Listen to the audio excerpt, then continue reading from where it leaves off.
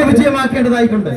കേരളത്തിലെ 10 വർഷമായി പിണറായി വിജയന്റെ ദുർഭരണമാണ് നടക്കുന്നത്. മുസ്ലിം യൂത്ത് ലീഗിന്റെ പ്രവർത്തകന്മാർ നിരവധി പോരാട്ടങ്ങൾ നടത്തിയിട്ടുണ്ട്, നിരവധി സമരങ്ങൾ നടത്തിയിട്ടുണ്ട്. മുസ്ലിം യൂത്ത് ലീഗിന്റെ പല നേതാക്കന്മാരും ജയിൽവാസം അനുഷ്ഠിച്ചിട്ടുണ്ട്. തീർച്ചയായിട്ടും ഇനിയുള്ള 2026 എന്നത് പൊൻപുലരി UDF-ന്റേതാണ്, അത് മുസ്ലിം ലീഗിന്റേത് മാത്രമാണ് ഇനി.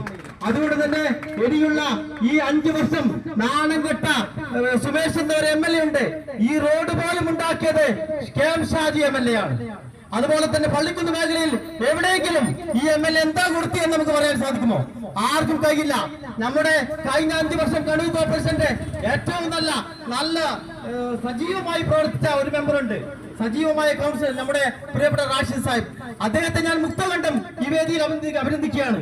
ഏത് മേഖലയിലും ഏത് സ്ഥലത്ത് പോയാലും ഈ ചാലാടിലെ ആ കൗൺസിലറെ നമുക്ക് പറഞ്ഞു കേൾക്കാൻ കഴിയും. അതുകൊണ്ട് തന്നെ തീർച്ചയായിട്ടും ഞാൻ അദ്ദേഹത്തെ അഭിനന്ദിക്കുകയാണ്. കഴിഞ്ഞ 5 വർഷം അഴീക്കോട് മണ്ഡലത്തിൽ വട്ടപൂജ്യമാണ്. KV സുമേഷിന്റെ പ്രവർത്തനം എന്താണെന്ന് നിങ്ങൾക്ക് എല്ലാവർക്കും അറിയാം. എല്ലാവരും ആകെ അദ്ദേഹം ചെയ്യുന്നത് കല്യാണ വീട്ടിൽ പോവുക, അതുപോലെ തന്നെ മഴ വീട്ടിൽ പോവുക, അത് പോണ്ടെന്ന് പറയുന്നില്ല. പക്ഷെ അതിന്റെ കൂടെ വികസനം കൂടി നടത്തണം. അത് ഇതുവരെ